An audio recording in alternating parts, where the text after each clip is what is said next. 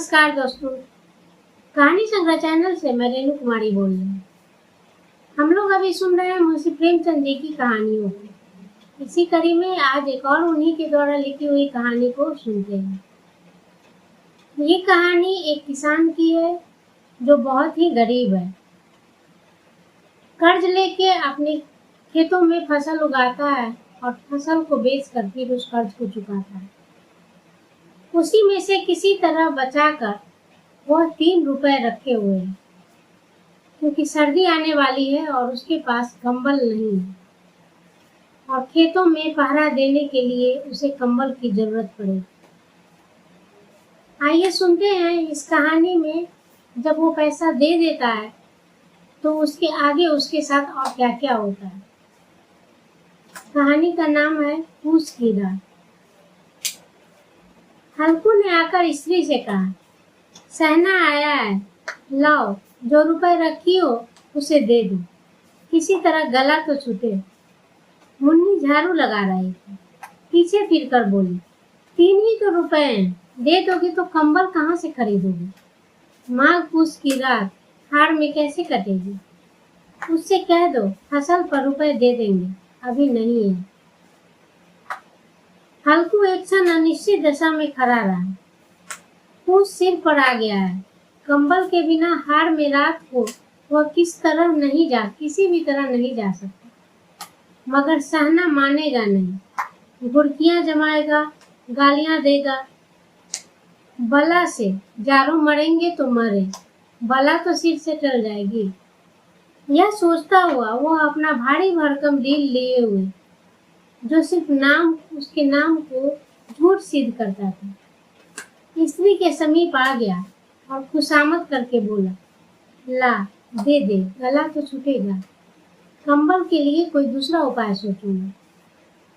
मुन्नी उसके पास से दूर हट गई और आंखें तरेरते हुए बोली, कर चुके दूसरा उपाय, जरा सुनो तो कौन उपाय करोगे? कहाँ से लाओगे पैसे? क्या कोई खैरात में दे देगा कंबल? न जाने कितना बाकी है जो किसी तरह चुकने का नाम ही नहीं ले रहा। मैं कहती हूँ तुम खेती छोड़ क्यों नहीं देते? मर मर कर काम करो, उपज हो तो बाकी दे दो। चलो छुट्टी हुई तब भी, बाकी चुकाने के लिए ही तो हमारा जन्म हुआ है क्या? पेट के लिए मजूरी करो, ऐसी खेती से बाज आओ। मैं रुपए न दूंगी न दूंगी। हल्कू उदास होकर बोला, तो क्या गालियां खाऊं? मुन्नी ने तरफ कर कहा, गाली क्यों देगा, उसका राज है क्या? मगर यह कहने के साथ ही उसकी तनी हुई भौएं ढीली पड़ गई। हल्कू के उस वाक्य में जो कठोर सत्य था, वह मानो एक भीषण जंतु की भांति उसे घूर रहा। उसने जाकर आले पर से रुपए निकाले और लाकर हल्कू के हाथ पर रख दिए। फिर बोली, तुम छोड़ दो अब किसे खेती, मजूरी में सुख से एक रोटी खाने को तो मिलेगी, किसी की धौंस तो नहीं रहेगी। अच्छी खेती है, मजूरी करके लाओ और वह उसी में झोंक दो, उस पर से धौंस भी सहो। हल्कू ने रुपए लिए और इस तरह बाहर चला मानो अपना हृदय निकाल कर देने जा रहा। उसने मजूरी से एक एक पैसा काट काट कर 3 रुपए कंबल के लिए जमा किए। वह आज निकले जा रहे। एक एक पग के साथ उसका मस्तक अपनी दीनता के भार से दबा जा रहा। पूस की अंधेरी रात। आकाश पर तारे ठिठुरते हुए मालूम हो रहे थे। हल्कू अपने खेत के किनारे ऊख के पत्तों की एक छतरी के नीचे बांस के खटोले पर अपनी पुरानी गाढ़े की चादर ओढ़े कांप रहा था। खाट के नीचे उसका संगी कुत्ता जबरा पेट में मुंह डाले सर्दी से कूं कूं कर रहा है। 2 में से एक को भी नींद नहीं आ रही। हल्कू ने घुटनियों को गर्दन में चिपकाते हुए कहा, क्यों जबरा, जारा लग रहा है? कहता था घर में पुआल पर लेट रहा, तो यहाँ क्या लेने आए हो? अब खाओ ठंड, मैं क्या करूं? जानते थे मैं यहाँ हलवा पूरी खाने आ रहा हूँ, दौड़े दौड़े आगे आगे चले आए। अब रो अपने नानी के नाम। जबरा ने परे परे दुम हिलाई और अपनी कू कू को दीर्घ बनाता हुआ एक बार जमाई लेकर चुप हो गया। उसकी श्वान बुद्धि ने शायद तार लिया, स्वामी को मेरी कू कू से नींद नहीं आ रही। हल्कू ने हाथ निकालकर जबरा की ठंडी पीठ सहलाते हुए कहा, कल से मत आना मेरे साथ, नहीं तो यहीं ठंडे हो जाओगे। यह राण पछुआ न जाने कहाँ से बर्फ लिए आ रही है। उठूं, फिर एक चिलम भरूं, किसी तरह रात तो कटे। 8 चिलम तो पी चुका, यह खेती का मजा है। और एक एक भगवान ऐसे पड़े हैं जिनके पास जारा जाए तो गर्मी से घबराकर भागे। मोटे मोटे गद्दे, लिहाफ, कंबल, मजाल है कि जाड़े का गुजर हो जाए। तकदीर की बखूबी है, मजूरी हम करें और मजा दूसरे लूटें। हल्कू उठा और गड्ढे में से जरा सी आग निकाल कर चीलम भरी। जबरा भी उठ बैठा। हल्कू ने चीलम पीते हुए कहा, पिएगा चीलम? जारा क्या जाता है इससे, जरा सा मन बहल जाता है। जबरा ने उसके मुंह की ओर प्रेम से छलकती हुई आंखों से देखा। हल्कू, आज और जारा खा ले, कल से मैं यहाँ पुआल बिछा दूंगा, उसी में घुसकर बैठना, तब जारा न लगेगा। जबरा ने अगले पंजे उसकी घुटनियों पर रख दिए और उसके मुंह के पास अपना मुंह ले गया। हल्कू को उसकी गर्म सांस लगी। चीलम पीकर हल्कू फिर लेटा और निश्चय करके लेटा कि चाहे कुछ भी हो जाए, अब की जरूर सो जाऊंगा। पर एक ही क्षण में उसके हृदय में कंपन होने लगा। कभी इस करवट लेटता, कभी उस करवट, पर जारा किसी पिशाच की भांति उसकी छाती को दबाए हुए। जब किसी तरह से न रहा गया तो उसने जबरा को धीरे से उठाया और उसके सिर को थपथपाकर उसे अपनी गोद में सुला लिया। कुत्ते की देह से जाने कैसी दुर्गंध आ रही थी, पर वह उसे अपनी गोद से चिपटाए हुए ऐसे सुख का अनुभव कर रहा था जो इधर महीनों से उसे न मिला। जबरा शायद समझ रहा था कि स्वर्ग यही है, और हल्कू की पवित्र आत्मा में तो उस कुत्ते के प्रति घृणा की गंध तक न थी। अपने किसी अभिन्न मित्र या भाई को भी वह इतनी ही तत्परता से गले लगा था। वह अपनी दीनता से आहत न था जिसने आज उसे इस दशा को पहुंचा दिया। नहीं, इस अनोखी मैत्री ने जैसे उसकी आत्मा के सब द्वार खोल दिए थे और उसका एक एक अणु प्रकाश से चमक रहा। सहसा जबरा ने किसी जानवर की आहट पाई। इस विशेष आत्मीयता ने उसमें एक नई स्फूर्ति पैदा कर दी। जो हवा के ठंडे झोंकों को तुच्छ समझती थी, वह झपटकर उठा और छतरी के बाहर आकर भूखने लगा। हल्कू ने उसे कई बार चुमकार कर बुलाया, पर वह उसके पास न आया। हाड़ में चारों तरफ दौड़ दौड़ कर भूखता रहा। एक क्षण के लिए आ भी जाता तो तुरंत ही फिर दौड़ जाता। कर्तव्य उसके हृदय में अरमान की भांति उछल रहा है। 1 घंटा और गुजर गया। रात ने शीत को हवा से धधकाना शुरू की। हल्कू उठ बैठा और दोनों घुटनों को छाती से मिलाकर सिर को उसमें छिपा लिया। फिर भी ठंड कम न हुई। ऐसा जान पड़ता था सारा रक्त जम गया है। धमनियों में रक्त की जगह हिम बह रहा है। उसने झुककर आकाश की ओर देखा। अभी कितनी रात बाकी है। सप्तर्षि अभी आकाश में आधे भी नहीं चढ़े।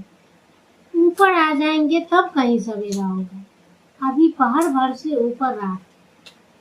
हल्कू के खेत से कोई एक गोली के टप्पे पर आमों का बाग था। पतझड़ शुरू हो गई थी। बाग में पत्तियों का ढेर लगा हुआ। हल्कू ने सोचा, चलकर पत्तियां बटोरूं और उन्हें जलाकर खूब तापूं। रात को कोई मुझे पत्तियां बटोरते देखे तो समझेगा कि कोई भूत है। कौन जाने कोई जानवर ही छिपा बैठा हो, मगर अब तो बैठ कर नहीं रहा जाता। उसने पास के अरहर के खेत में जाकर कई पौधे उखाड़ लिए और उनका एक झाड़ू बनाकर हाथ में सुलगता हुआ उपला लिए बगीचे की तरफ चला। जबरा ने उसे आते देखा तो पास आया और दुम हिलाने। हल्कू ने कहा, अब तो नहीं रहा जाता जबरू, चलो बगीचे में पत्तियां बटोर कर तापे, टाँठे हो जाएंगे तो फिर आकर सोएंगे, अभी तो रात बहुत है। जबरा ने कूं कूं करके सहमति प्रकट की और आगे आगे बगीचे की ओर चला। बगीचे में खूब अंधेरा छाया हुआ था और अंधकार में निर्दय पवन पत्तियों को कुचलता हुआ चला जाता। वृक्षों से ओस की बूंदें टप टप नीचे टपक रही। एकाएक एक झोंका मेहंदी के फूलों की खुशबू लिए हुए आया। हल्कू ने कहा, कैसी अच्छी महक आई जबरू, तुम्हारी नाक में भी सुगंध आ रही है। जबरा को कहीं जमीन पर एक हड्डी पड़ी मिल गई, उसे वह निचोड़ रहा है।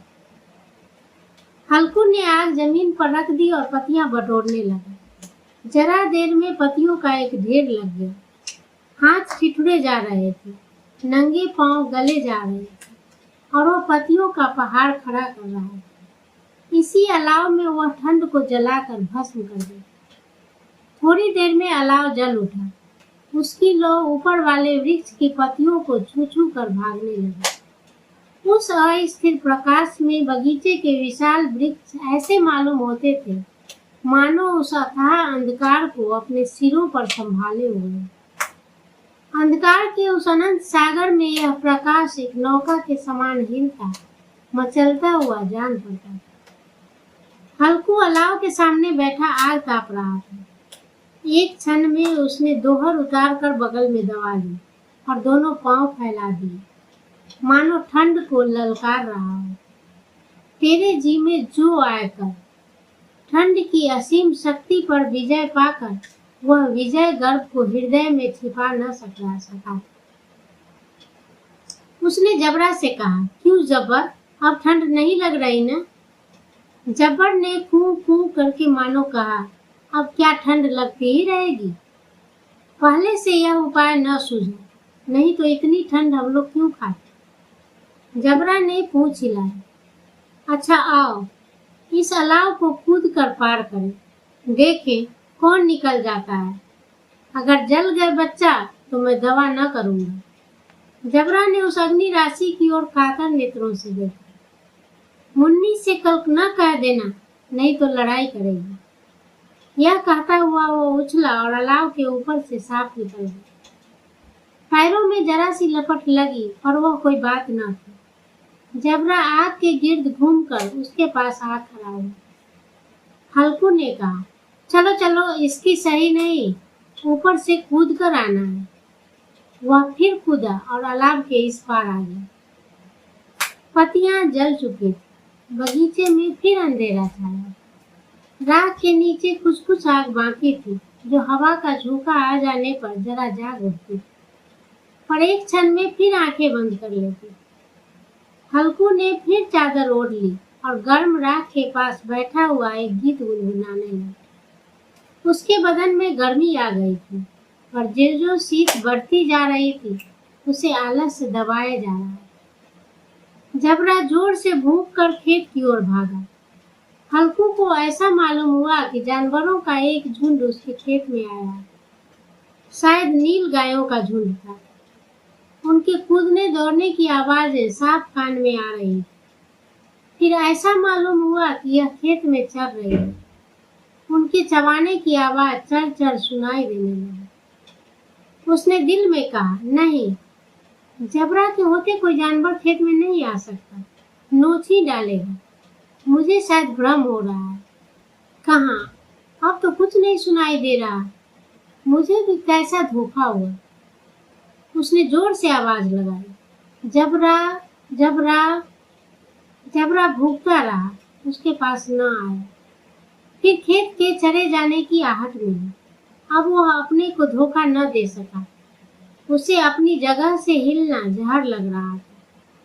कैसा दंदाया हुआ था।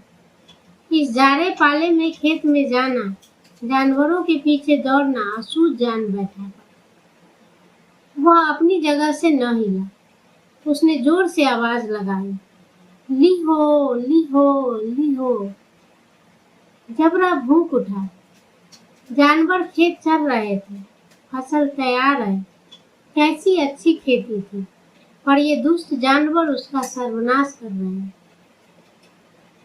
हल्कू पक्का इरादा करके उठा और 2-3 कदम चला, पर एकाएक हवा का ऐसा ठंडा चुभने वाला बिच्छू के डंक का सा झोंका लगा कि वह फिर बुझते हुए अलाव के पास आ बैठा और राख को कुरेद कर अपनी ठंडी देह को गरमाने लगा। जबरा अपना गला फाड़ रहा था, नील गायें खेत का सफाया किए डाल रही थी और हल्कू गर्म राख के पास शांत बैठा हुआ। अकर्मण्यता ने रस्सियों की भांति उसे चारों तरफ से जकड़ रखा। उसी राख के पास गर्म जमीन पर वह चादर ओढ़कर सो गया। सवेरे जब उसकी नींद खुली तो चारों तरफ धूप फैल गई और मुन्नी कह रही थी, क्या आज सोते ही रहोगे? तुम यहाँ आकर रम गए और उधर सारा खेत चौपट हो गया। हल्कू ने उठकर कहा, क्या तू खेत से होकर आ रही है? मुन्नी बोली, हाँ, सारे खेत का सत्यानाश हो गया। भला ऐसा भी कोई सोता है? तुम्हारे मरैया यहाँ पर डालने से क्या फायदा है? हल्कू ने बहाना किया, मैं मरते मरते बचा, तुझे अपने खेत की पड़ी है। पेट में ऐसा दर्द हुआ कि मैं ही जानता हूँ। दोनों फिर खेत की डांड पर आए, देखा सारा खेत रौंदा पड़ा हुआ है और जबरा मरैया के नीचे चित लेटा है, जैसे उसमें प्राण ही न हो। दोनों खेत की दशा देख रहे थे। मुन्नी के मुख पर उदासी छाई हुई थी और हल्कू खुश था, प्रसन्न था। मुन्नी ने चिंतित होकर कहा, अब मजूरी करके माल गुजारी भरनी पड़ेगी। हल्कू ने प्रसन्न मुख से कहा, रात की ठंड में यहाँ सोना तो नहीं पड़ेगा। अगर आपको मेरा ये वीडियो पसंद आया हो तो प्लीज़ मेरे वीडियो को लाइक करें, सब्सक्राइब करें और शेयर करें। हाँ, बेल आइकन को भी ज़रूर दबाएं ताकि आपको मेरा अगला नोटिफिकेशन मिलता रहे। धन्यवाद।